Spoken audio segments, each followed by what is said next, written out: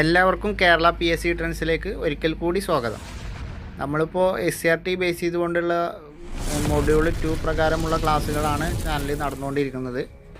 അതിൽ നമ്മൾ ഇപ്പോൾ ചർച്ച ചെയ്യുന്നത് 10ാം ക്ലാസ്സിലെ ജോഗ്രഫി 7ാം അധ്യായം വൈവിധ്യങ്ങളുടെ ഇന്ത്യ എന്ന ചാപ്റ്ററാണ്.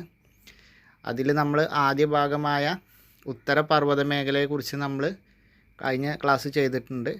ഉത്തരപർവ്വത മേഖല കഴിഞ്ഞാൽ അടുത്ത ഭൂവിഭാഗമാണ് ഉത്തര മഹാസമതലം.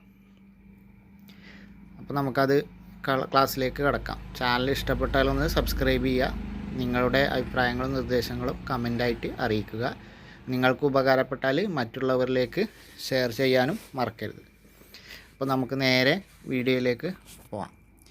സമതലങ്ങളിലൂടെ 7 ഉത്തരേന്ത്യൻ സംസ്ഥാനങ്ങളിലായി വ്യാപിച്ചു കിടക്കുന്ന അതിവിശാലവും ഫലഭൂയിഷ്ഠവുമായ ഭൂവിഭാഗമാണ് ഉത്തര മഹാസമതലം. അപ്പോൾ ഉത്തര മഹാസമതലം 7 ഉത്തരേന്ത്യൻ സംസ്ഥാനങ്ങളിലായി വ്യാപിച്ചു കിടക്കുന്ന അതിവിശാലവും ഫലഭൂയിഷ്ഠവുമായ ഭൂവിഭാഗമാണ്. ഇവിടെ മാപ്പ് തന്നിട്ടുണ്ട്. ഈ മാപ്പിൻ്റെ സഹായത്തോടെ സംസ്ഥാനങ്ങൾ ഏതൊക്കെയാണെന്ന് കണ്ടെത്താൻ വേണ്ടിയിട്ട് അടിയിലൊരു വർക്ക് കൊടുത്തിട്ടുണ്ട്. ഈ മാപ്പിൽ പ്രത്യേകം അടയാളപ്പെടുത്തിയിട്ടുണ്ട്. പഞ്ചാബ് ഹരിയാന സമതലം, മരുസ്ഥലി ബാഗർ സമതലം, ഗംഗാ സമതലം, ബ്രഹ്മപുത്ര താഴ്വര എന്നിങ്ങനെ പറഞ്ഞിട്ട് മാപ്പിൽ മാർക്ക് ചെയ്ത് കൊടുത്തിട്ടുണ്ട്. ഇനി ഉത്തര മഹാസമതലത്തിൻ്റെ സ്ഥാനം ഭൂപടത്തിൻ്റെ സഹായത്തോടെ കണ്ടെത്തൂ. ഉത്തര മഹാസമതലം ഉൾപ്പെടുന്ന സംസ്ഥാനങ്ങൾ ഏതൊക്കെയെന്ന് കണ്ടെത്തി എഴുതൂ എന്നുള്ളത് ഇത് ടീച്ചേഴ്സ് ഹാൻഡ് ബുക്കിലുണ്ടാവും ഇതിൻ്റെ ഉത്തരം.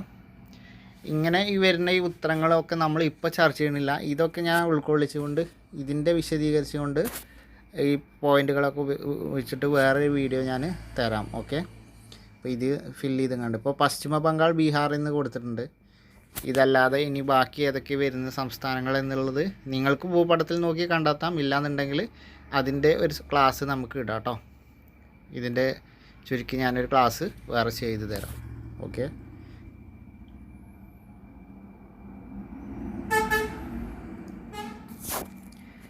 ശിലാമണ്ഡല ഫലകങ്ങൾ തമ്മിൽ സംയോജിച്ച് ഭൗമപാളി മടങ്ങി ഉയർന്നാണ് ഹിമാലയ പർവ്വതം രൂപം കൊണ്ടതെന്ന് നിങ്ങൾ മനസ്സിലാക്കിയിട്ടുണ്ട്. ഇത് നമ്മൾ ഹിമാലയ പർവ്വതം രൂപം കൊണ്ട് നമ്മൾ പറഞ്ഞതാണ്. ഇന്ത്യ ഫലകവും യൂറേഷ്യൻ ഫലകവും തമ്മിൽ കൂട്ടിമുട്ടിയപ്പോൾ അതിൻ്റെ മർദ്ദം കൊണ്ട് തേത്തീസ് സമുദ്രം ഉയർന്ന് മടങ്ങിയാണ് ഹിമാലയൻ പർവ്വതനിര രൂപീകൃതമായത് എന്നാണ് നമ്മൾ അതിൻ്റെ ഭാഗത്ത് ഉത്തരപർവ്വത മേഖല ഭാഗത്ത് പഠിച്ചത്. ഉത്തരപർവ്വത മേഖലയെക്കുറിച്ച് പഠിച്ചിട്ടുണ്ട്.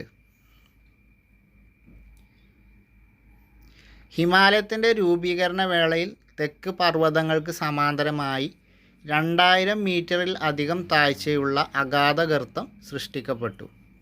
അപ്പോൾ ഹിമാലയത്തിൻ്റെ ഈ രൂപീകരണത്തിൻ്റെ വേളയിൽ തെക്ക് പർവ്വതനിരകൾക്ക് സമാന്തരമായിട്ട് 2000 മീറ്ററിൽ അധികം താഴ്ചയുള്ള അഗാധഗർത്തം സൃഷ്ടിക്കപ്പെട്ടു. ഈ പോയിൻ്റ് ഇതുപോലെ തന്നെ നോട്ട് ചെയ്തേക്കണം. ഇത് സ്റ്റേറ്റ്മെൻറ്റ് ടൈപ്പിലൊക്കെ വരാൻ സാധ്യതയുണ്ട്. നമ്മൾ ഈ SCRTനെ വായിക്കണമെന്ന് പറയാൻ കാരണം ഇതാണ്. നമ്മളിപ്പോൾ SCRT ബേസ് ചെയ്തിട്ടുള്ള ക്യാപ്സുളുകൾ നമുക്കിപ്പോൾ ഏത് ഇതിൻ്റെ ആണെങ്കിലും നമുക്ക് വാങ്ങിക്കാൻ കിട്ടും. പക്ഷെ അതിലൊന്നും നമ്മൾ ഈ ഒരു പോയിൻ്റൊന്നും കാണില്ല. അവർ വേറെ അവരുടേതായ രീതിയിൽ എഴുതിയിട്ടുണ്ടാവും. പക്ഷെ ഇങ്ങനെ പോയിൻ്റ് കിട്ടില്ല. അപ്പോൾ നമുക്ക് ഇങ്ങനെ ഇതേപോലെ പോയിൻ്റ് പരീക്ഷയിൽ സ്റ്റേറ്റ്മെൻറ്റ് ടൈപ്പിൽ വന്നാൽ കൺഫ്യൂഷൻ ആവും. അപ്പോൾ നമ്മൾ മാക്സിമം SCRT ബേസ് ചെയ്തിട്ട് തന്നെ പോകണം. ഒരിക്കലും മറ്റുള്ളത് ആശ്രയിക്കരുത്.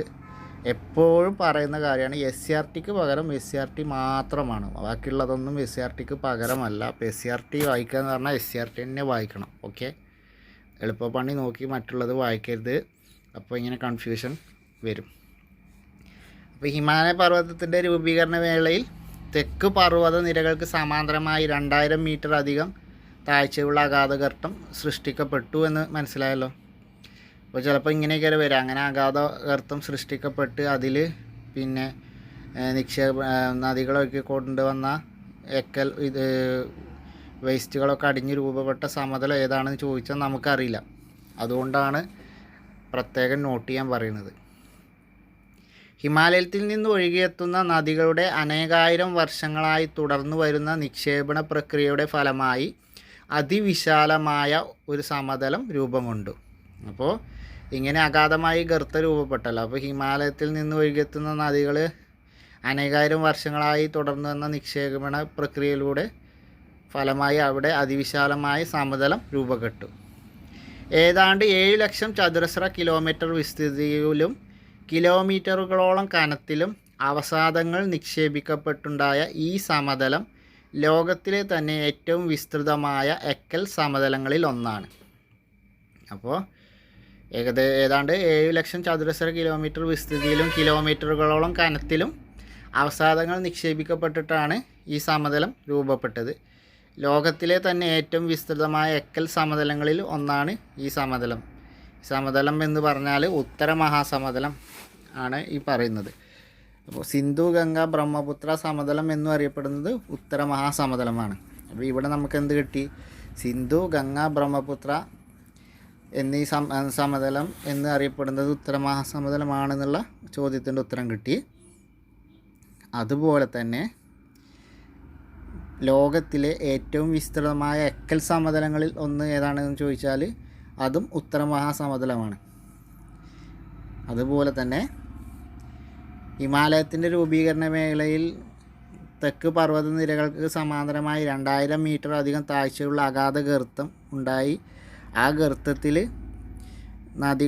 ഹിമാലയൻ നദികളുടെ വർഷങ്ങൾ നീണ്ട നിക്ഷേപണ പ്രക്രിയയുടെ ഫലമായി രൂപം കൊണ്ട സമതലം ഉത്തര മഹാസമതലമാണ്.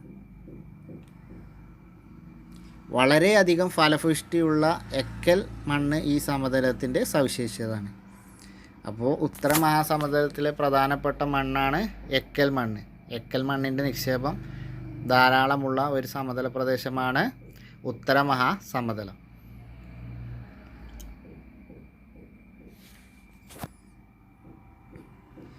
നദികൾ മെനഞ്ഞ സമതലങ്ങൾ എന്ന് പറഞ്ഞുകൊണ്ട് ഒരു കോളാക്കി കൊടുത്തിട്ടുണ്ട്. നദികൾ മെനഞ്ഞ സമതലങ്ങൾ എന്ന് പറഞ്ഞിട്ട് ഒരു കോളാക്കി കൊടുത്തിട്ടുണ്ട്. അത് നോക്കാം. ഏതേത് നദികളുടെ നിക്ഷേപണത്തിൻ്റെ ഫലമായാണ് രൂപം കൊണ്ടിട്ടുള്ളത് എന്നതിൻ്റെ അടിസ്ഥാനത്തിൽ ഉത്തര മഹാസമതലത്തെ പല ഭാഗങ്ങളായി തിരിച്ചിട്ടുണ്ട്.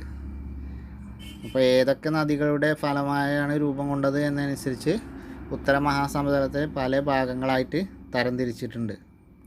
ഇനി ഇവിടെ കോളത്തിൽ സമതലത്തിൻ്റെ പേരും ഭൂരൂപീകരണത്തിന് കാരണമാകുന്ന നദികളും അങ്ങനെ തന്നെ കൊടുത്തിട്ടുണ്ട്.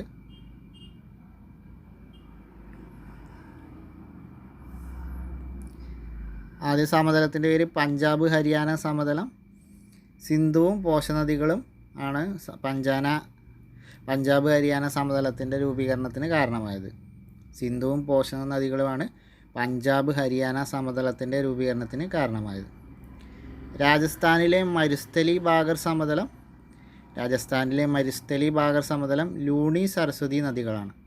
അപ്പോൾ രാജസ്ഥാനിലെ മരുസ്ഥലി ബാഗർ സമതലങ്ങൾ ലൂണി സരസ്വതി നദികളാണ് അതിന് കാരണമായത്. ഗംഗാ സമതലം ഇത് പിന്നെ നമുക്ക് പേരിൽ തന്നെ കിട്ടും. ഗംഗയും പോഷക നദികളും. ഗംഗാ സമതലം ഗംഗയും പോഷക നദികളും ആണ് ഗംഗാ സമതലം രൂപീകരണത്തിന് കാരണമായ നദികൾ. ആസാമിലെ ബ്രഹ്മപുത്ര സമതലം ബ്രഹ്മപുത്രയും പോഷക നദികളും ഇതും പേരിൽ തന്നെ കിട്ടും. ഇനി ആസാമിലെ സമതലം എന്ന് മാത്രമേ ചോദിക്കൂ. ചിലപ്പോൾ ബ്രഹ്മപുത്ര എന്ന് ചോദിച്ചില്ലെങ്കിൽ കൂടി അത് ബ്രഹ്മപുത്രയും പോഷക നദികളും എന്ന് ഓർത്തിരിക്കുക. ആസാമിലെ ബ്രഹ്മപുത്ര സമതലം ബ്രഹ്മപുത്രയും പോഷക നദികളുമാണ് രൂപീകരണത്തിന് കാരണമായത്.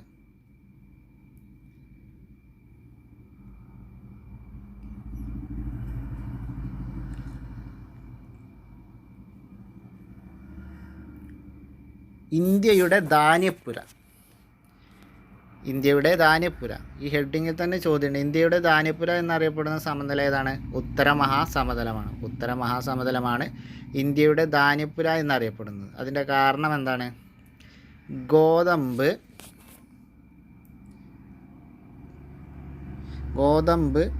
ചോളം, നെല്ല്, കരിമ്പ്, പരുത്തി, പയർവർഗ്ഗങ്ങൾ എന്നിങ്ങനെ ഉത്തര മഹാസമതലങ്ങളിൽ കൃഷി ചെയ്യുന്ന വിളകൾ നിരവധിയാണ്. അപ്പോൾ ഉത്തര മഹാസമതലത്തിലെ പ്രധാന കൃഷികൾ ഏതൊക്കെയാണ്? ഗോതമ്പ്, ചോളം, നെല്ല്, കരിമ്പ്, പരുത്തി, പയറുവർഗ്ഗങ്ങൾ.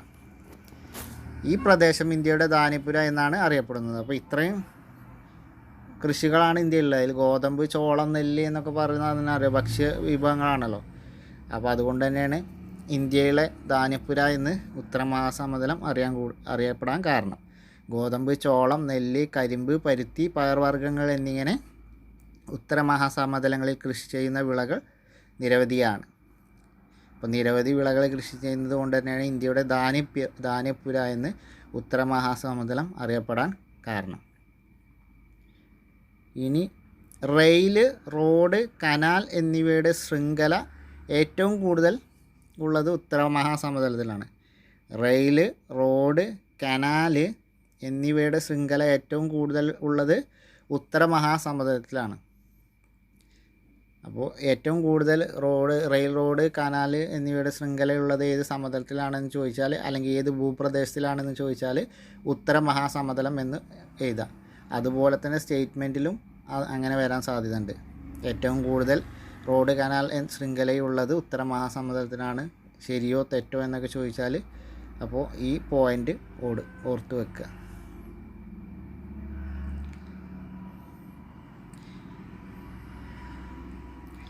ഉത്തര മഹാസമതലത്തിൻ്റെ പടിഞ്ഞാറ് ഭാഗത്ത് മഴ തീരെ കുറവാണ്.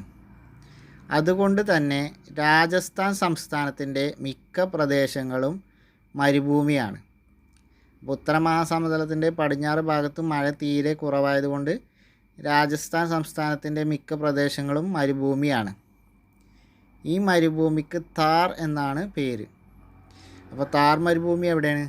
താർ മരുഭൂമി രാജസ്ഥാനിലാണ് താർ മരുഭൂമി സ്ഥിതി ചെയ്യുന്നത്.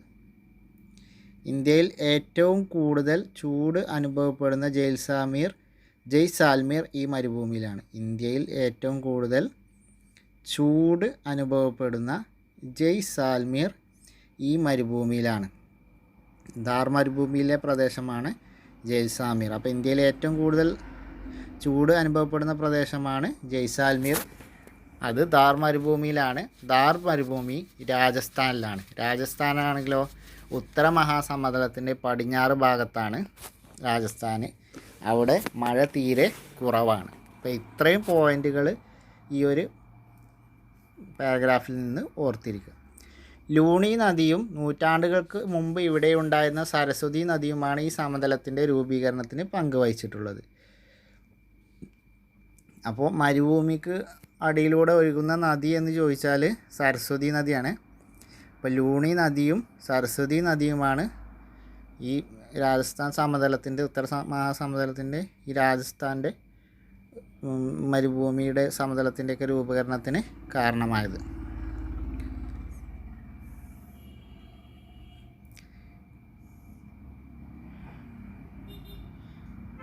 ഈർപ്പം തീരെ ഇല്ലാത്ത ലവണാംശമുള്ള മരുഭൂമി മണ്ണാണ് ഇവിടെ കാണപ്പെടുന്നത്.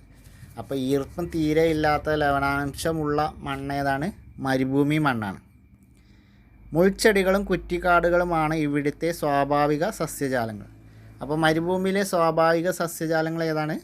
മുൾച്ചെടികളും കുറ്റിക്കാടുകളുമാണ്. ഇനി രാജസ്ഥാനിൽ ഒരാണ്ടിൽ ലഭിക്കുന്നതിൽ കൂടുതൽ മഴ കേരളത്തിൽ ഒരു ദിവസത്തിൽ ലഭിക്കുന്നു. അപ്പോൾ രാജസ്ഥാനിൽ ഒരാണ്ടിൽ ലഭിക്കുന്നതിലും കൂടുതൽ മഴ കേരളത്തിൽ ഒരു ദിവസത്തിൽ ലഭിക്കുന്നത്. അപ്പോൾ അതായത് കേരളത്തിൽ ഒരു ദിവസം ലഭിക്കുന്ന മഴയുണ്ടല്ലോ, ആ മഴയാണ് രാജസ്ഥാനിൽ ഒരു വർഷം ലഭിക്കുന്നത്.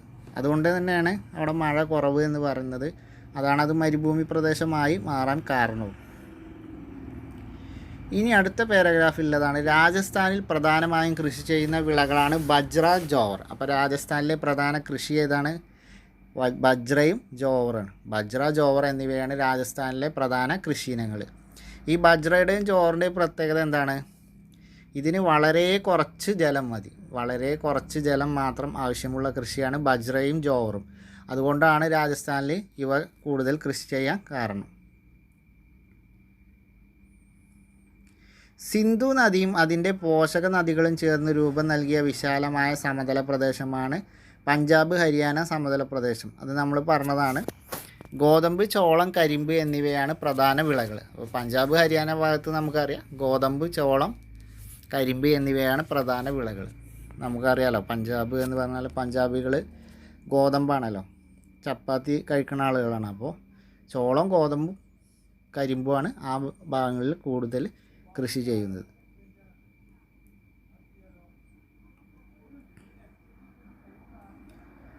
ഇനി അവിടെ ക്ലാസ്സിൽ നമുക്ക് ചെയ്യാനുള്ള ഒരു വർക്കിനെ കുറിച്ചാണ് ഇത്.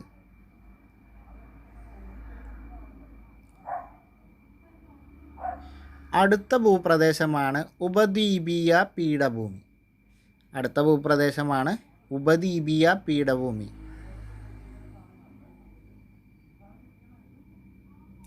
മധ്യപ്രദേശ്, ജാർഖണ്ഡ്, ഛത്തീസ്ഗഡ് എന്നീ സംസ്ഥാനങ്ങളും മഹാരാഷ്ട്ര, കർണാടകം, തമിഴ്നാട്, തെലുങ്കാന, ഒഡീഷ, പശ്ചിമ ബംഗാൾ എന്നീ സംസ്ഥാനങ്ങളിലെ ചില പ്രദേശങ്ങളും ഉൾപ്പെട്ട ഭൂവിഭാഗം ഉപദ്വീപീയ പീഠഭൂമി എന്നറിയപ്പെടുന്നു.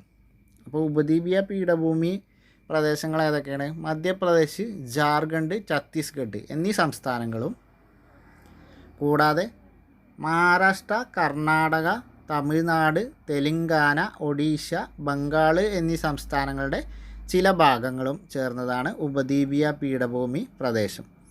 നമുക്ക് ഈ മാപ്പിൽ നോക്കിയാൽ തന്നെ അത് മനസ്സിലാവും. മാപ്പ് കണ്ടില്ലേ? മാപ്പിൽ നോക്കിയാൽ തന്നെ നമുക്കത് മനസ്സിലാവും.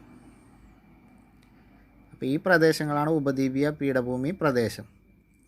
അപ്പോൾ ഇന്ത്യയുടെ തെക്ക് ഭാഗത്താണ് ഈ ഉപദ്വീപീയ പീഠഭൂമി പ്രദേശം വരുന്നത്. ഓക്കെ, ഇന്ത്യയുടെ തെക്ക് ഭാഗത്താണ്.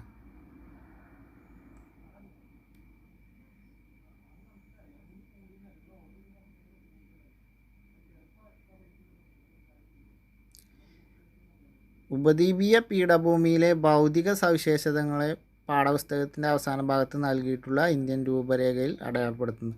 അത് നമുക്ക് ജസ്റ്റ് പഠന വർക്കുകളാണ്. ഇനി ഈ പാരഗ്രാഫിലെ ഫസ്റ്റ് ഭാഗം ശ്രദ്ധിക്കണേ. നിമ്നോന്നതികൾ നിറഞ്ഞ ഈ ഭൂവിഭാഗത്തിൻ്റെ വിസ്തൃതി ഏകദേശം 15 ലക്ഷം ചതുരശ്ര കിലോമീറ്ററാണ്. അപ്പോൾ ഇവിടെ നമുക്ക് വരുന്ന ചോദ്യം നിമ്നോന്നതികൾ നിറഞ്ഞ ഭൂപ്രദേശം. നിമ്നോന്നതികൾ നിറഞ്ഞ ഭൂപ്രദേശം ഉപദ്വീപീയ പീഠഭൂമിയാണ്. അപ്പോൾ നിമ്നോന്നതികൾ സ്റ്റേറ്റ്മെൻറ്റിൽ നമുക്ക് ഈ ഒരു വാക്ക് ഇതുപോലെ തന്നെ വരും. ഇപ്പോൾ കഴിഞ്ഞ നമ്മുടെ ഫയർമാൻ പരീക്ഷയ്ക്ക് ചോദിച്ചിട്ടുണ്ട് കേട്ടോ. അപ്പോൾ നിമ്നോന്നതികൾ നിറഞ്ഞ ഈ ഭൂവിഭാഗത്തിൻ്റെ വിസ്തൃതി ഏകദേശം 15 ലക്ഷം ചതുരശ്ര കിലോമീറ്ററാണ്. പർവ്വതങ്ങൾ, പീഠഭൂമികൾ, താഴ്വരകൾ എന്നിങ്ങനെ വൈവിധ്യമാർന്ന ഭൂപ്രകൃതിയാണ് ഇവിടെയുള്ളത് എന്ന് പറഞ്ഞാൽ ഉപദ്വീപീയ പീഠഭൂമിയിൽ. അപ്പോൾ ഉപദ്വീപീയ പീഠഭൂമിയുമായി ഓർത്തിരിക്കുമ്പോൾ തന്നെ ബന്ധപ്പെട്ടതാണ് നിമ്നോന്നതികൾ നിറഞ്ഞ ഭൂപ്രകൃതി, പർവ്വതങ്ങൾ, പീഠഭൂമികൾ, താഴ്വരകൾ എന്നിങ്ങനെ വൈവിധ്യമാർന്ന ഭൂപ്രകൃതി. ഈ രണ്ട് പ്രത്യേകതയും വരുന്നത് ഉപദ്വീപീയ പീഠഭൂമിയുടെ പ്രത്യേകതകളാണ്. ആ വാക്കുകൾ അതുപോലെ തന്നെ ഓർത്തിരിക്കുക. നിമ്നോന്നതികൾ. പിന്നെ ഉപദ്വീപീയ പീഠഭൂമി വരുന്നത് ഇന്ത്യയുടെ തെക്ക് ഭാഗത്താണ്. അതും ഓർത്തിരിക്കുക. ഇനി ഉപദ്വീപീയ പീഠഭൂമിയിലെ ഏറ്റവും വലിയ കൊടുമുടി ആനമുടിയാണ്. 2695 മീറ്റർ ഉയരം. അപ്പോൾ ഉപദ്വീപീയ പീഠഭൂമിയിലെ ഏറ്റവും ഉയരം കൂടിയ കൊടുമുടി ആനമുടിയാണ്. അതിൻ്റെ ഉയരം 2695 മീറ്റർ. ഇത് കേരളത്തിലാണ് സ്ഥിതി ചെയ്യുന്നത്. കേരളത്തിൽ ഇടുക്കി ജില്ലയിലാണ് ആനമുടി സ്ഥിതി ചെയ്യുന്നത്. ഇനി ഉയരം കൂടിയ രണ്ടാമത്തേത്, അപ്പോൾ ദക്ഷിണേന്ത്യയിലെ ഉയരം കൂടിയ കൊടുമുടി എന്ന് ചോദിച്ചാൽ അതും ആനമുടിയാണ്. ഓക്കെ, ഉപദ്വീപീയ പീഠഭൂമിയിലെ ഉയരം കൂടിയ കൊടുമുടി എന്ന് ചോദിച്ചാലും അതും ആനമുടിയാണ്. അങ്ങനെ രണ്ട് ടൈപ്പും ചോദിച്ചിട്ടുണ്ട്. രണ്ടും പ്രീവിയസ് ക്വസ്റ്റ്യൻ ആണ്. അതുപോലെ രണ്ടാമത്തെ ഉയരം കൂടിയ കൊടുമുടി ഏതാണ്? മീശപ്പുലി മലയാണ്. മീശപ്പുലി മലയാണ് ഉത്തരേന്ത്യയിലെ ഉയരം കൂടിയ രണ്ടാമത്തെ കൊടുമുടി. ഉയരം കൂടിയ ഏറ്റവും വലിയ കൊടുമുടി ആനമുടിയാണ്. രണ്ടാമത്തേത് മീശപ്പുലി മലയാണ്. ഉത്തരേന്ത്യ ദക്ഷിണേന്ത്യ. ദക്ഷിണേന്ത്യ എന്ന് ചോദിച്ചാലും ഉപദ്വീപീയ പീഠഭൂമി എന്ന് ചോദിച്ചാലും അതിൽ ഉയരം കൂടിയ രണ്ടാമത്തെ കൊടുമുടി മീശപ്പുലിമലയും ഉയരം കൂടിയ വലിയ കൊടുമുടി ആനമുടിയുമാണ്. ഇനി ഓപ്ഷനിൽ അങ്ങനെ രണ്ടാമത്തേത് തന്നിട്ട് ഓപ്ഷനിൽ ചോദിക്കുകയാണെങ്കിൽ അതിൽ ഓപ്ഷനിൽ നമുക്ക് മീശപ്പുലിമല അല്ലാതെ ദോഡാബേട്ട ചോദിക്കുകയാണെങ്കിൽ ദോഡാബേട്ടയാണ് ഉത്തരം കൊടുക്കേണ്ടത്. ഓക്കെ, ഓപ്ഷൻ നോക്കിയിട്ടാണ് ഉത്തരം കൊടുക്കേണ്ടത്. ദോഡാബേട്ടയും രണ്ടാമത്തെ PSC മുമ്പ് ഒരു തവണ ചോദിച്ചതാണ്. അന്ന് ദോഡാബേട്ട എന്ന് പറഞ്ഞിട്ടുണ്ട് രണ്ടാമത്തെ ഉയരം കൂടിയ രണ്ടാമത്തെ കൊടുമുടി. അത് അങ്ങനെ വരാൻ കാരണം NCERT ടെക്സ്റ്റ് ബുക്കിൽ അതുപോലെ വരുന്നുണ്ട്, +2ൻ്റെ ജോഗ്രഫി ടെക്സ്റ്റ് ബുക്കിൽ അതുപോലെ വരുന്നുണ്ട്. അതുകൊണ്ടാണ് ദോഡാബേട്ട അവിടെ വരാൻ കാരണം. അപ്പോൾ ഓപ്ഷനിൽ നിങ്ങൾ മീശപ്പുലിമല കണ്ടിട്ടില്ലെങ്കിൽ ദോഡാബേട്ട ഉണ്ടെന്നുണ്ടെങ്കിൽ ദോഡാബേട്ട നമുക്ക് മാർക്ക് ചെയ്യാം. ഓക്കെ,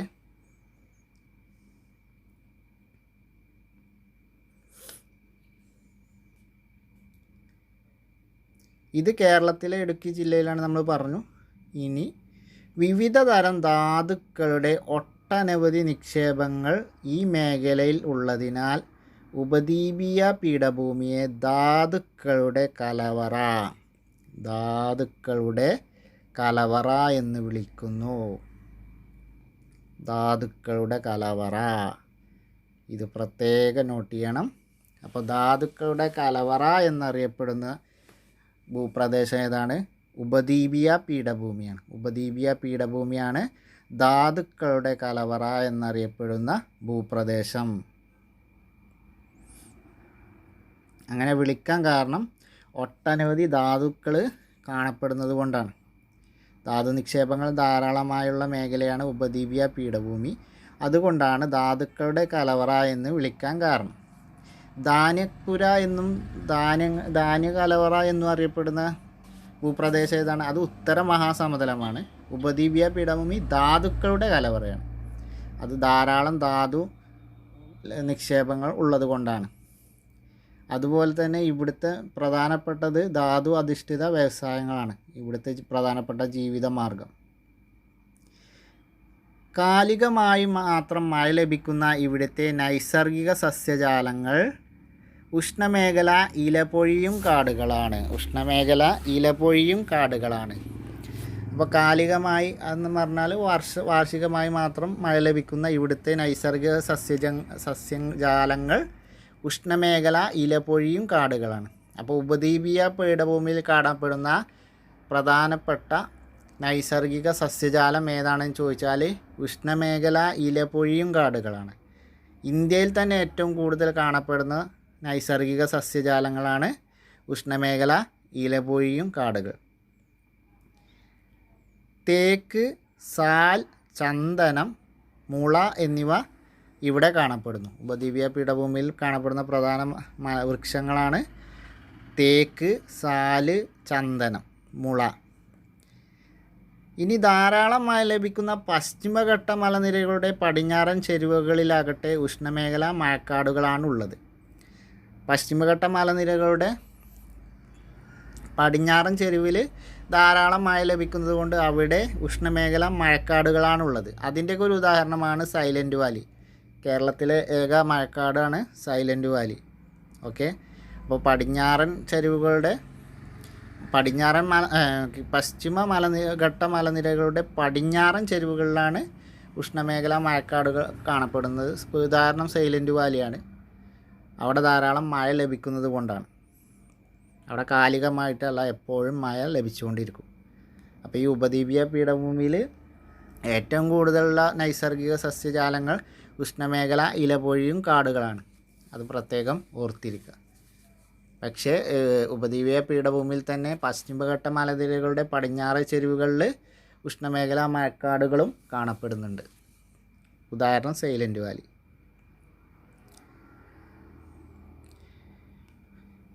ഉപദ്വീപീയ പീഠഭൂമിയുടെ തെക്ക് ഭാഗമായ ഡെക്കാൻ പീഠഭൂമിയുടെ മിക്ക പ്രദേശങ്ങളും അനേക ദശലക്ഷം വർഷങ്ങൾക്ക് മുമ്പ് ഒഴുകിപ്പരന്ന ലാവ തണുത്തുറഞ്ഞുണ്ടായതാണ്.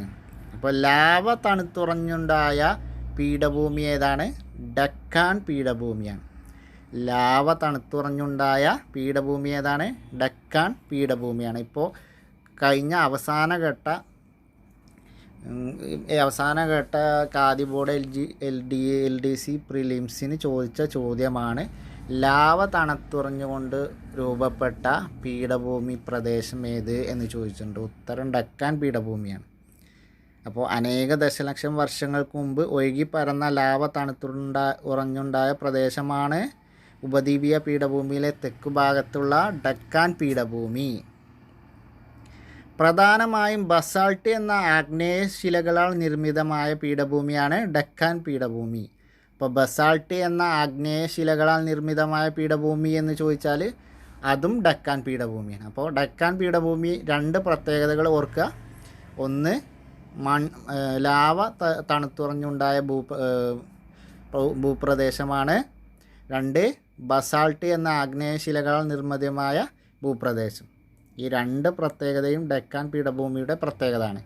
ബസാൾട്ട്, ലാവ, ഈ 2 കാര്യങ്ങൾ ഡക്കാൻ പീഠഭൂമി എന്ന് കേൾക്കുമ്പോൾ തന്നെ ബസാൾട്ട്, ലാവ എന്ന് പ്രത്യേകം ഓർത്തിരിക്കുക. ബസാൾട്ട് എന്ന ആഗ്നേയശിലയും ലാവ തണുത്തുറഞ്ഞതും ഓർത്തിരിക്കുക, ഡക്കാൻ പീഠഭൂമി. ഇനി അടുത്തൊരു പ്രത്യേകത, ഡക്കാൻ പീഠഭൂമിയിൽ വ്യാപകമായി കറുത്ത മണ്ണ് കാണപ്പെടുന്നു. ബ്ലാക്ക് സോയിൽ അഥവാ കറുത്ത മണ്ണ് കാണപ്പെടുന്നു. ഈ മണ്ണ് പരുത്തി കൃഷിക്ക് അനുയോജ്യമായതിനാൽ കറുത്ത പരുത്തി മണ്ണ് എന്നും അറിയപ്പെടുന്നു. അപ്പോൾ ഡക്കാൻ പീഠഭൂമിയുടെ പ്രത്യേകത നമ്മൾ പറഞ്ഞു.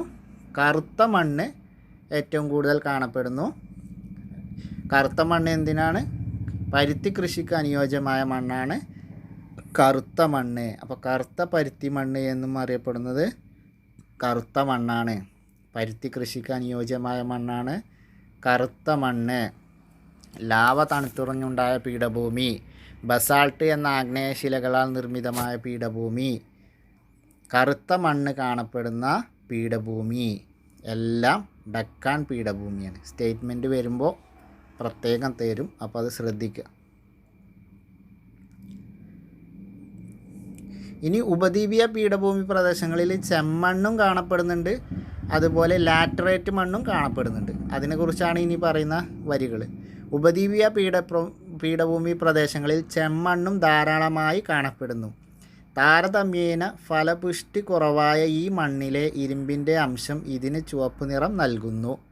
മൺസൂൺ മഴയും ഇടവിട്ടുള്ള വേനൽക്കാലവും മാറി മാറി അനുഭവപ്പെടുന്ന പ്രദേശങ്ങളിൽ ലാറ്ററൈറ്റ് മണ്ണ് രൂപപ്പെടുന്നു. അപ്പോൾ ഉപദ്വീപീയ ഭൂപ്രദേശങ്ങളിൽ കാണപ്പെടുന്ന മറ്റ് മണ്ണുകൾ ഏതൊക്കെയാണ്? ചുവന്ന മണ്ണും ലാറ്ററൈറ്റും. ഇനി ഇതിൽ കിടക്കുന്ന ചോദ്യങ്ങളാണ് നിങ്ങൾ ഓർത്തിരിക്കേണ്ട ചോദ്യങ്ങളാണ് ചുവപ്പ് മണ്ണിനെ കുറിച്ചുള്ളത്. ഇരുമ്പിൻ്റെ അംശം കൂടുതലുള്ള മണ്ണ് ഏതാണെന്ന് ചോദിച്ചാൽ ചുവപ്പ് മണ്ണാണ്. ഇരുമ്പിൻ്റെ അംശം കൂടുതലുള്ളത് ചുവപ്പ് മണ്ണാണ്. ഇനി ചുവന്ന മണ്ണിൻ്റെ ചുവപ്പ് നിറത്തിന് കാരണം എന്താണെന്ന് വെച്ചാൽ ഇരുമ്പിൻ്റെ അംശമാണ്. ഇരുമ്പിൻ്റെ അംശമാണ് ചുവന്ന മണ്ണിന് ചുവപ്പ് നിറം നൽകുന്നത്. പ്രത്യേകതകൾ ഓർത്തിരിക്കുക. ഇനി മൺസൂൺ മഴയും ഇടവിട്ടുള്ള വേനൽക്കാലവും മാറി മാറി അനുഭവപ്പെടുന്നത് കാരണം രൂപപ്പെടുന്ന മണ്ണാണ് ലാറ്ററൈറ്റ് മണ്ണ്. ലാറ്ററൈറ്റ് മണ്ണ്. മൺസൂൺ മഴയും ഇടവിട്ടുള്ള വേനൽക്കാലവും അനുഭവപ്പെടുന്നതിനാൽ രൂപപ്പെടുന്ന മണ്ണാണ് ലാറ്ററൈറ്റ് മണ്ണ്. അപ്പോൾ ഉപദ്വീപീയ പീഠഭൂമിയിൽ കാണപ്പെടുന്ന മണ്ണുകളാണ് കറുത്ത മണ്ണ്, ചെമ്മണ്ണ്, ലാറ്ററൈറ്റ് മണ്ണ്. അപ്പോൾ കറുത്ത മണ്ണിൻ്റെ പ്രത്യേകത പരുത്തി കൃഷിക്ക് അനുയോജ്യമായ മണ്ണ്. ഡക്കാൻ പീഠഭൂമി പ്രദേശത്ത് ഏറ്റവും കൂടുതൽ കാണപ്പെടുന്ന മണ്ണ് കറുത്ത മണ്ണ്. പരുത്തി കൃഷിക്കും കരിമ്പിനും അനുയോജ്യമാണ് കറുത്ത മണ്ണ്. ചെമ്മണ്ണ്. ഇരുമ്പിൻ്റെ അംശം ഫലപുഷ്ടി കുറഞ്ഞ മണ്ണാണ് ചെമ്മണ്ണ്. ഇരുമ്പിൻ്റെ അംശമാണ് ചെമ്മണ്ണിന് ചുവപ്പ് നിറം നൽകുന്നത്. ഇരുമ്പിൻ്റെ അംശമാണ് ചെമ്മണ്ണിന് ചുവപ്പ് നിറം നൽകുന്നത്. മൺസൂൺ മഴയും ഇടവിട്ടുള്ള വേനൽക്കാലവും മാറി മാറി വരുന്നത് കൊണ്ട് രൂപപ്പെടുന്ന മണ്ണാണ് ലാറ്ററൈറ്റ് മണ്ണ്. അപ്പോൾ ലാറ്ററൈറ്റ് മണ്ണ് രൂപപ്പെടാൻ കാരണം മൺസൂൺ മഴയും ഇടവിട്ട് മാറി മാറി വരുന്ന മഴക്കാലവും. അതുകൊണ്ടാണ് ഇവിടെ മൺസൂൺ മഴയും ഇടവിട്ടുള്ള വേനൽക്കാലവും മാറി മാറി അനുഭവപ്പെടുന്നത് കൊണ്ടാണ് ലാറ്ററൈറ്റ് മണ്ണ് രൂപപ്പെടുന്നത്. ഇനി ഉപദ്വീപീയ പീഠഭൂമി അനേകം നദികളുടെ ഉത്ഭവ പ്രദേശം കൂടിയാണ്, നമുക്കറിയാലോ. ഉപദ്വീപീയ പീഠഭൂമിയിലെ ഉയർന്ന പ്രദേശങ്ങളിൽ നിന്ന് ഉത്ഭവിക്കുന്ന നദികൾക്ക് പറയുന്ന പേരാണ് ഉപദ്വീപീയ നദികൾ. അപ്പോൾ ഉപദ്വീപീയ പീഠഭൂമിയിലെ ഉയർന്ന പ്രദേശങ്ങളിൽ നിന്ന് ഉത്ഭവിക്കുന്ന നദികൾ ഉപദ്വീപീയ നദികൾ എന്നാണ് അറിയപ്പെടുന്നത്. അപ്പോൾ ഉപദ്വീപീയ പീഠഭൂമിയിലെ ഉയർന്ന പ്രദേശങ്ങളിൽ നിന്ന് ഉത്ഭവിക്കുന്ന നദികളാണ് ഉപദ്വീപീയ നദികൾ. ഈ നദികളിൽ നീരൊഴുക്ക് പൂർണ്ണമായും മഴയെ ആശ്രയിച്ചാണ്. ഹിമാലയൻ നദികളുടെ നീരൊഴുക്ക് ഒരിക്കലും മഴയെ ആശ്രയിച്ചല്ല. അത് മഞ്ഞ് തണുത്ത് ഉറഞ്ഞു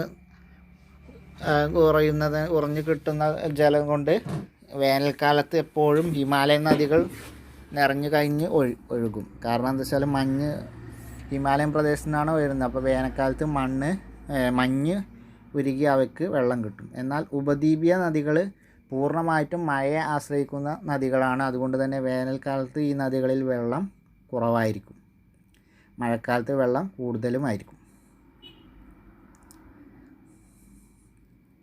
ഇനി പടിഞ്ഞാറോട്ടൊഴുകുന്ന ഉപദ്വീപീയ നദികളും കിഴക്കോട്ടൊഴുകുന്ന ഉപദ്വീപീയ നദികളുമാണ്. പടിഞ്ഞാറോട്ടൊഴുകുന്ന ഉപദ്വീപീയ നദികൾ ആകെ രണ്ടെണ്ണേ ഉള്ളൂ, നർമ്മദയും താപ്തിയുമാണ്. നർമ്മദ, താപ്തി എന്നിവയാണ് പടിഞ്ഞാറോട്ടൊഴുകുന്ന ഉപദ്വീപീയ നദികൾ. ഇനി കിഴക്കോട്ടൊഴുകുന്നതാണെങ്കിലോ മഹാനദി, ഗോദാവരി, കൃഷ്ണ, കാവേരി. മൊത്തം 6 ഉപദ്വീപീയ നദികളാണ് ഉള്ളത്. അതിൽ പടിഞ്ഞാറോട്ടൊഴുകുന്ന ഉപദ്വീപീയ നദിയാണ് നർമ്മദയും താപ്തിയും. അത് പടിഞ്ഞാറോട്ടൊഴുകി അറബിക്കടൽ ചേരുന്നു. കിഴക്കോട്ടൊഴുകി ബംഗാൾ ഉൾക്കടലിൽ ചേരുന്നത് മഹാനദി, ഗോദാവരി, കൃഷ്ണ, കാവേരി എന്നീ 4 നദികളാണ്.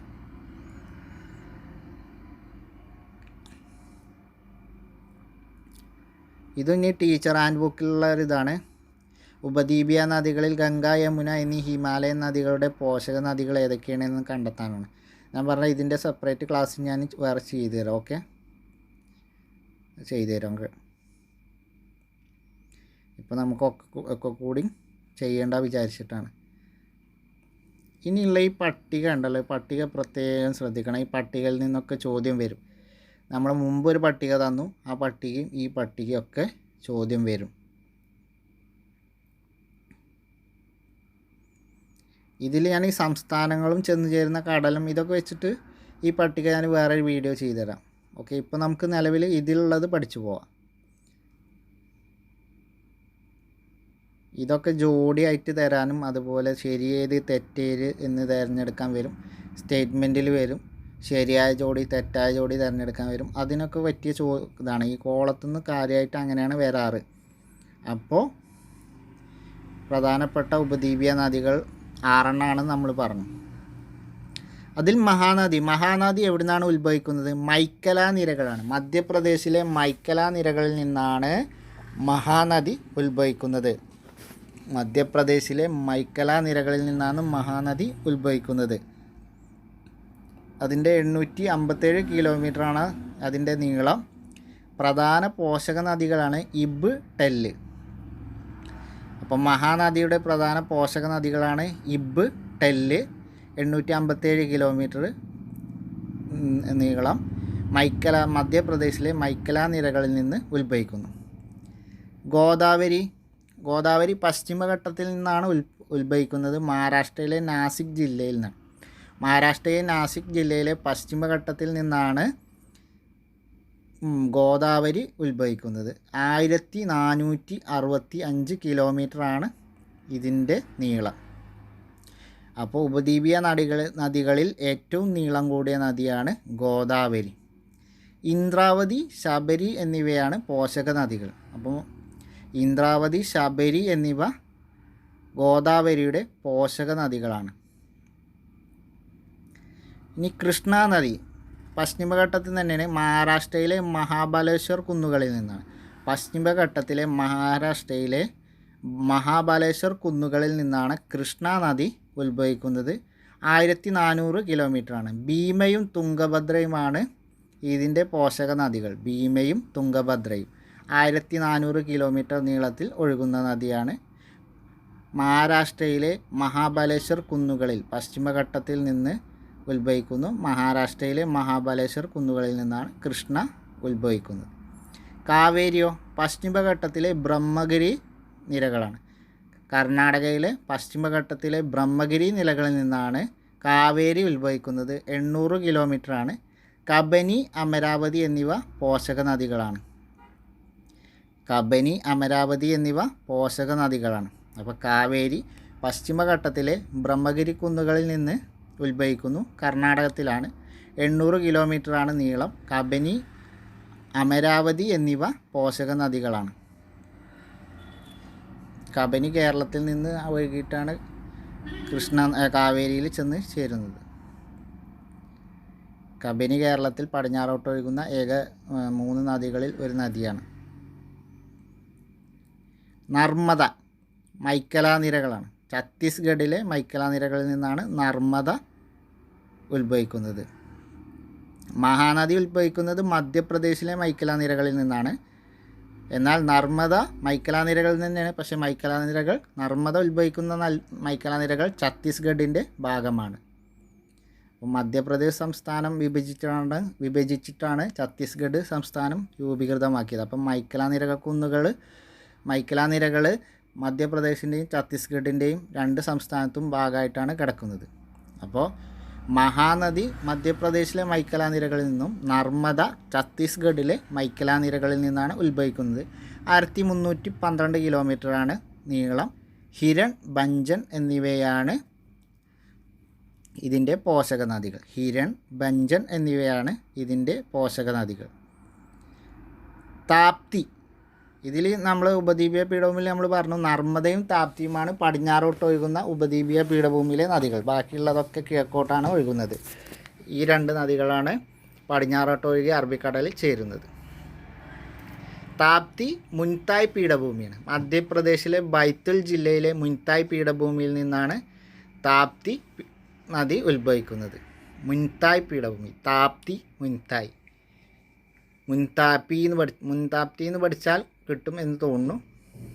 ഇപ്പോൾ താപ്തി മുൻതായ് പീഠഭൂമി മധ്യപ്രദേശിലെ ബൈത്തുൽ ജില്ലയിൽ നിന്ന് 724 കിലോമീറ്ററാണ് ഇതിൻ്റെ നീളം. ആനർ, ഗിർന എന്നിവയാണ് പോഷക നദികൾ. ആനർ, ഗിർന എന്നിവയാണ് പോഷക നദികൾ. ഉപദ്വീപീയ നദികളിൽ ഏറ്റവും നീളം കൂടിയത് ഗോദാവരിയാണ്. അത് നമ്മൾ പറഞ്ഞതാണ്. ഇനി മിക്ക ഉപദ്വീപീയ നദികളിലും വെള്ളച്ചാട്ടം സാധാരണമാണ്. ഓക്കെ, അത് നമുക്ക് പ്രാധാന്യമില്ല. പക്ഷേ കർണാടകത്തിലെ ശരാവതി നദിയിലുള്ള ജോഗ് ഫാൾസ് ആണ് ഇവയിൽ ഏറ്റവും ഉയരമുള്ള വെള്ളച്ചാട്ടം. അപ്പോൾ ഉപദ്വീപീയ പീഠഭൂമിയിലെ ഏറ്റവും വലിയ വെള്ളച്ചാട്ടമാണ് ജോഗ് ഫാൾസ്. ജോഗ് ഫാൾസ് കർണാടകയിലാണ്. ജോഗ് ഫാൾസ് ഏത് നദിയിലാണ്? ശരാവതി നദിയിലാണ്. ശരാവതി നദിയിലാണ് ജോഗ് ഫാൾസ് സ്ഥിതി ചെയ്യുന്നത്. അപ്പോൾ ജോഗ് ഫാൾസ് എവിടെയാണ്? കർണാടകയിലാണ്. ഏത് നദിയിലാണ്? ശരാവതി നദിയിലാണ്. 225 മീറ്ററാണ് ഇതിൻ്റെ ഉയരം. അപ്പോൾ ജോഗ് ഫാൾസിൻ്റെ ഉയരം 225 മീറ്ററാണ്. ഉപദ്വീപീയ നദികളിൽ ഏറ്റവും നീളം കൂടിയ നദി ഗോദാവരിയാണ്. ജോഗ് ഫാൾസ് കർണാടകത്തിലെ ശരാവതി നദിയിലാണ്. 225 മീറ്ററാണ് നീളം. ജോഗ് ഫാൾസിൻ്റെ ചിത്രം ഇവിടെ കൊടുത്തിട്ടുണ്ട്.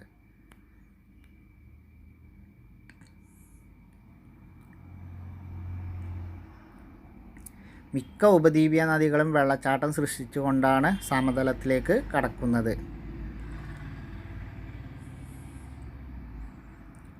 ഹിമാലയൻ നദികളുടെയും ഉപദ്വീപീയ നദികളുടെയും സവിശേഷതകൾ എന്തൊക്കെയാണെന്നുള്ളതാണ് ഈ കോളത്തിൽ. ഹിമാലയൻ നദികളുടെയും ഈ കോളത്തിൽ വരുന്നതും നമുക്ക് സ്റ്റേറ്റ്മെൻറ്റ് ടൈപ്പിൽ വരാൻ സാധ്യതയുണ്ട്. ആദ്യം നമുക്ക് ഹിമാലയൻ നദികളുടെ സവിശേഷതകൾ നോക്കാം. ഹിമാലയൻ പർവ്വതനിരകളിൽ നിന്ന് ഉത്ഭവിക്കുന്നു. ഉപദ്വീപീയ നദികളാണെങ്കിൽ ഉപദ്വീപീയ പീഠഭൂമിയുടെ ഉയരം കൂടിയ പ്രദേശങ്ങളിൽ നിന്ന് ഉത്ഭവിക്കുന്നു. വിസ്തൃതമായ വൃഷ്ടിപ്രദേശമാണ് ഹിമാലയൻ നദികളുടെ പ്രത്യേകത. അതിവിസ്തൃതമായ വൃഷ്ടിപ്രദേശം. എന്നാൽ ഉപദ്വീപീയ പീഠഭൂമിയോ താരതമ്യേന വിസ്തൃതി കുറഞ്ഞ വൃഷ്ടിപ്രദേശം. ഹിമാലയൻ നദികൾക്ക് വിസ്തൃതമായ വൃഷ്ടിപ്രദേശമാണെങ്കിൽ വിസ്തൃതി കുറഞ്ഞ വൃഷ്ടിപ്രദേശമാണ് ഉപദ്വീപീയ നദികൾക്ക് ഉള്ളത്. അപരദന തീവ്രത ഹിമാലയൻ നദികൾക്ക് കൂടുതലാണ്. അപരദന തീവ്രത താരതമ്യേന കുറവാണ്. ഉപദ്വീപീയ നദികൾക്ക് താരതമ്യേന കുറവാണ് അപരദന തീവ്രത. ഹിമാലയൻ നദികൾക്കാണെങ്കിൽ കൂടുതലാണ്. പർവ്വത മേഖലകളിൽ ഗിരികന്ധരങ്ങൾ സൃഷ്ടിക്കുകയും സമതലങ്ങളിൽ വളഞ്ഞു പുളഞ്ഞു ഒഴുകുകയും ചെയ്യുന്നു. ഹിമാലയൻ നദികൾ പർവ്വത മേഖലകളിൽ കന്ധരങ്ങൾ സൃഷ്ടിക്കുകയും സമതലങ്ങളിൽ വളഞ്ഞു പുളഞ്ഞു ഒഴുകുകയും ചെയ്യുന്നു. കാഠിന്യമേറിയ ശിലകളിലൂടെ ഒഴുകുന്നതിനാൽ അഗാധ താഴ്വരകൾ സൃഷ്ടിക്കപ്പെടുന്നില്ല. ഇപ്പോൾ ഉപദ്വീപീയ നദികൾ കാഠിന്യമേറിയ ശിലകളിലൂടെയാണ്, ഉപദ്വീപീയ പീഠഭൂമിയിലൂടെയാണല്ലോ ഒഴുകുന്നത്. അതുകൊണ്ട് കാഠിന്യമേറിയ ശിലകളിലൂടെ ഒഴുകുന്നതിനാൽ അഗാധമായ താഴ്വരകളൊന്നും സൃഷ്ടിക്കപ്പെടുന്നില്ല. എന്നാൽ ഹിമാലയൻ നദികൾ ഗിരികന്ധങ്ങളും സമതലങ്ങളിൽ വളഞ്ഞു പുളഞ്ഞു ഒഴുകുകയും ചെയ്യുന്നു. ഉയർന്ന ജലസേചന ശേഷി, കുറഞ്ഞ ജലസേചന ശേഷി. നമ്മൾ പറഞ്ഞു ഉപദ്വീപീയ പീഠഭൂമിയിൽ ജലസേചന ശേഷി കുറവാണ്. കാരണം എന്താ വെച്ചാൽ പൂർണ്ണമായും മഴയെ ആശ്രയിച്ചാണ്. അതുകൊണ്ട് തന്നെ വേനൽക്ക് അതിൽ വെള്ളം കുറവായിരിക്കും. എന്നാൽ ഹിമാലയൻ നദികളിൽ വെള്ളം കൂടുതലായിരിക്കും, എപ്പോഴും വെള്ളം ഉണ്ടാവും. കാരണം വേനൽക്കാലത്ത് മഞ്ഞുരുകി അവയിൽ വെള്ളം ലഭിക്കും. അവ ഒരിക്കലും മഴയെ ആശ്രയിക്കുന്നില്ല. സമതല പ്രദേശങ്ങളിൽ നിന്ന് ഉൾനാടൻ ജലഗതാഗതത്തിന് സാധ്യതയുണ്ട്. സമതല പ്രദേശങ്ങളിൽ ഉൾനാടൻ ജലഗതാഗതത്തിന് സാധ്യതയുള്ളതാണ് ഹിമാലയൻ നദികളിൽ. എന്നാൽ ഉൾനാടൻ ജലഗതാഗതത്തിന് സാധ്യത താരതമ്യേന കുറവാണ് ഉപദ്വീപീയ നദികളിൽ. ഉപദ്വീപീയ നദികളിൽ ഉൾനാടൻ ജലഗതാഗതത്തിന് സാധ്യത താരതമ്യേന കുറവാണ്. എന്നാൽ സമതലങ്ങളിൽ ഉൾനാടൻ ജലഗതാഗതത്തിന് സാധ്യത കൂടുതലാണ് ഹിമാലയൻ നദികളിൽ. അപ്പോൾ ഈ കോളം പഠിച്ചു വെക്കുക. കോളവും മറന്നു പോയത്. ഇത് സ്റ്റേറ്റ്മെൻറ്റ് ടൈപ്പ് വരാൻ സാധ്യതയുണ്ട് ഈ കോളത്തിൽ നിന്ന്. ഇനി ഇതും ടീച്ചേഴ്സ് ബുക്കിൽ വരുന്നതാണ്. അപ്പോൾ ഇതും ഞാൻ പറഞ്ഞ വേറെ സെപ്പറേറ്റ് നമുക്ക് വീഡിയോ ചെയ്യാം. ഇന്ത്യയിലെ പ്രധാന തീരനഗരങ്ങളുടെ പേരുകൾ, അവയുടെ ഏത് നദിയുടെ തീരത്താണ് സ്ഥിതി ചെയ്യുന്നത് എന്നുള്ളത് കണ്ടെത്താനാണ്. ന്യൂഡൽഹി യമുനയുടെ തീരത്താണ്. ഇനി ആഗ്ര, ദേവപ്രയാഗ്, വാരണാസി, കൊൽക്കത്ത, ലുധിയാന, ശ്രീനഗർ. ഇത് ഞാൻ വേറെ സെപ്പറേറ്റ് ആയിട്ട് നിങ്ങൾക്കൊരു വീഡിയോ ചെയ്തുതരാം. ഇതിൽ വരുന്ന ഈ ടീച്ചേഴ്സ് വർക്ക് ഫുള്ള് നമുക്ക് സെപ്പറേറ്റ് ആയിട്ട് ഒരു വീഡിയോ ചെയ്തുതരാം. ഇനി പീഠഭൂമിയിലെ ജീവിതം. പരുത്തി, പയർവർഗ്ഗങ്ങൾ, നിലക്കടല, കരിമ്പ്, ചോളം, റാഗി, മുളക് എന്നിവയാണ് ഈ പ്രദേശത്തെ പ്രധാന കാർഷിക വിളകൾ. അപ്പോൾ ഉപദ്വീപീയ പീഠഭൂമിയിലെ പ്രധാന കാർഷിക വിളകളാണ് പരുത്തി, പയർ, നിലക്കടല, കരിമ്പ്, ചോളം, റാഗി, മുളക്. അപ്പോൾ പരുത്തി, പയർവർഗ്ഗങ്ങൾ, നിലക്കടല, കരിമ്പ്, ചോളം, റാഗി, മുളക് എന്നിവയാണ് ഉപദ്വീപീയ പീഠഭൂമിയിലെ പ്രധാനപ്പെട്ട കൃഷി. ഇനി ഉപദ്വീപീയ നമ്മൾ പറഞ്ഞു ധാതുക്കളുടെ കലവറ എന്നറിയപ്പെടുന്നുണ്ട്. അപ്പോൾ ഉപദ്വീപീയ പീഠഭൂമിയിലെ പ്രധാനപ്പെട്ട ധാതു നിക്ഷേപങ്ങൾ ഏതൊക്കെയാണ്? ഇരുമ്പയിര്, കൽക്കരി, മാംഗനീസ്, ബോക്സൈറ്റ്, ചുണ്ണാമ്പ് കല്ല്. ഇരുമ്പയിര്, കൽക്കരി, മാംഗനീസ്, ബോക്സൈറ്റ്, ചുണ്ണാമ്പ് കല്ല് എന്നിവയാണ് ഇവിടുത്തെ പ്രധാന ധാതു വിഭവങ്ങൾ. കൃഷി, ഖനനം, ധാതു അധിഷ്ഠിത വ്യവസായങ്ങൾ എന്നിവയാണ് പ്രധാന തൊഴിൽ മേഖലകൾ. അപ്പോൾ ഉപദ്വീപീയ പീഠഭൂമിയിലെ പ്രധാന തൊഴിൽ മേഖലകൾ ഏതൊക്കെയാണ്? കൃഷി, ഖനനം, ധാതു അധിഷ്ഠിത വ്യവസായങ്ങൾ. ഉപദ്വീപീയ പീഠഭൂമിയിലെ പ്രധാന തൊഴിൽ മേഖലകളാണ് കൃഷി, ഖനനം, ധാതു അധിഷ്ഠിത വ്യവസായങ്ങൾ. ധാതുക്കളുടെ കലവറ എന്നറിയപ്പെടുന്ന പ്രദേശമാണ് ഉപദ്വീപീയ പീഠഭൂമി. അപ്പോൾ ഇവിടെ കാണപ്പെടുന്ന ധാതു നിക്ഷേപങ്ങൾ ഏതൊക്കെയാണ്? ഇരുമ്പയിര്, കൽക്കരി, മാംഗനീസ്, ബോക്സൈറ്റ്, ചുണ്ണാമ്പ് കല്ല്. പരുത്തി, പയറുവർഗ്ഗങ്ങൾ, നിലക്കടല, കരിമ്പ്, ചോളം, റാഗി, മുളക് എന്നിവയാണ് ഇവിടുത്തെ കൃഷികൾ. അപ്പോൾ നമുക്ക് ഇവിടെ വെച്ച് നിർത്താം. ഇനി അടുത്തതാണ് തീരപ്രദേശം, പിന്നെ ദ്വീപ്. അപ്പോൾ അത് നമുക്ക് തുടർന്ന് പഠിക്കാം. പിന്നെ കാലാവസ്ഥ, അതാണ് ഇതിലുള്ളത്. മൺസൂൺ, തെക്ക് പടിഞ്ഞാറൻ മൺസൂണും വടക്ക് പടിഞ്ഞാറൻ മൺസൂണൊക്കെയാണ് ഇനി ഈ ചാപ്റ്ററിൽ പഠിക്കാനുള്ളത്. ഇന്ന് നമുക്ക് ഇവിടെ വെച്ച് നിർത്താം. അപ്പോൾ തീരസമതലങ്ങളെക്കുറിച്ച് നമുക്ക് അടുത്തൊരു ക്ലാസ് ചെയ്യാം. അപ്പോൾ നന്നായിട്ട് ഹാർഡ് വർക്ക് ചെയ്യുക. നമുക്ക് നന്നായി SCRT ബേസ് ചെയ്ത് നല്ല ഹാർഡ് വർക്ക് ചെയ്താൽ വരികൾക്കിടയിലൂടെ വായിക്കണം. SCERT വരികൾക്കിടയിലൂടെ വായിച്ച് നോട്ടുകൾ ഉണ്ടാക്കുക. അങ്ങനെ നന്നായി ഹാർഡ് വർക്ക് ചെയ്താൽ നമുക്കൊക്കെ ഒരുമിച്ച് മുന്നേറാൻ കഴിയും.